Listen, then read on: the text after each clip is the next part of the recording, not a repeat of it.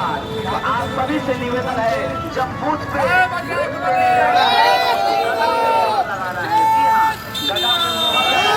खबर आ रही है, हमीरपुर उत्तर प्रदेश भाजपा सपा के बागी प्रत्याशियों ने बिगाड़ा खेल। हमीरपुर जनपद में दूसरे चरण के चुनाव प्रचार गति पकड़ चुका है, तो वहीं भाजपा व सपा से बागी हुए प्रत्याशियों को मिल रहे समर्थन ने विरोधियों में खलबली मचा दी है। उत्तर प्रदेश के नगर निकाय चुनाव के दूसरे चरण का प्रचार ने गति पकड़ ली है, जिसमें अपने अपने प्रत्याशियों को जीत दिलाने के लिए सभी दल एड़ी चोटी जोर लगाए हुए हैं, तो सत्ता पक्ष इस चुनाव में जीत के लिए कोई कसर नहीं छोड़ना चाहता। यही वजह है कि सूबे के डिप्टी सीएम ब्रजेश पाठक ने हमीरपुर पहुंच बीजेपी प्रत्याशियों के लिए वोट की अपील की थी, मगर टिकट वितरण से नाराज भाजपा व सपा के बागी प्रत्याशियों ने समीकरण बिगाड़ दिए हैं। आपको बता दें कि जिले के मौधा नगर निकाय चुनाव में सामान्य सीट होने के बावजूद अन्य जाति को टिकट दिए जाने पर भाजपा से बागी हुए आशीष सिंह ने चुनाव मैदान में उतरकर ताल ठोक दी है और उन्हें सामान्य वर्ग का मिल रहा जन समर्थन से विरोधियों की नींद हराम कर दी है। तो वहीं सुमेरपुर नगर पंचायत, जहां प्रदेश में सबसे अधिक 40 प्रत्याशी चुनाव मैदान में हैं, और यहां सपा से बागी हुए वीरेंद्र गुप्ता ने वैश्य समाज के साथ अन्य जातियों का भी समर्थन मिलने से चुनावी समीकरण बिगाड़ दिए हैं, जिससे अन्य प्रत्याशियों की नींदें हराम है। अब देखना यह होगा कि आने वाली 11 तारीख को जनता किसकी तरफ अपना रुख करती है और किसे ताज पहनाती है। हमीरपुर से ब्यूरो चीफ राकेश निगम की रिपोर्ट, जी भारत न्यूज।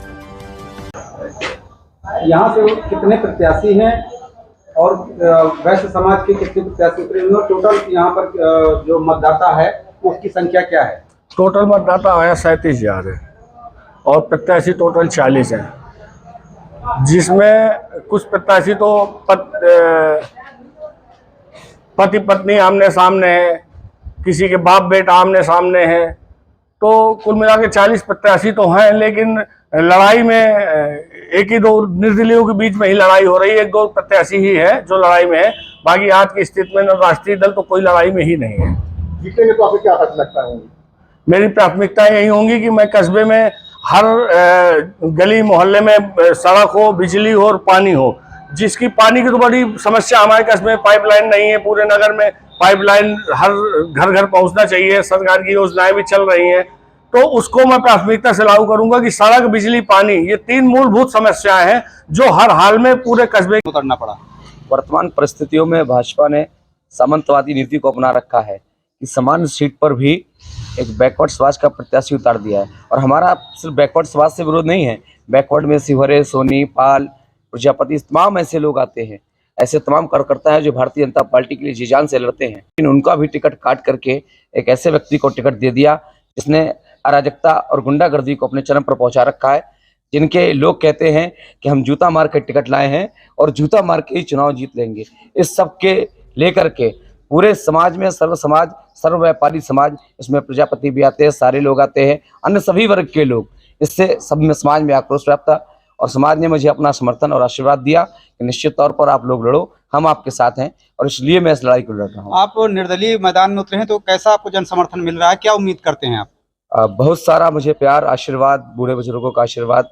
कई माताएं ऐसी हैं जिनके पहुंचने पर वो रोने लगती हैं, भावुक होकर रोती हैं कि बेटा तुम लड़े हो और इस संघर्ष में हम तुम्हारे साथ हैं, और हमको बहुत आशीर्वाद मिल रहा है। समस्त व्यापारी, समस्त महिलाएं, समस्त हमारी बहनें जिनके लिए मैंने काम किया है, उन सबका मुझे अपार समर्थन और प्यार मिल रहा है।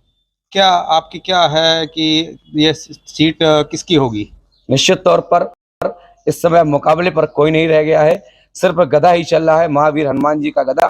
निश्चित तौर पर अराजकता करने वालों पर, गुंडागर्दी करने वालों पर, उन नशाखोरों पर जिन्होंने नगर पालिका को नशे पर डुबो दिया था, निश्चित तौर पर उन पर विजयश्री हासिल करके हनुमान जी का पवित्र गदा विजयी होगा और पूरा हनुमान जी की विजय पताका फहराएगी।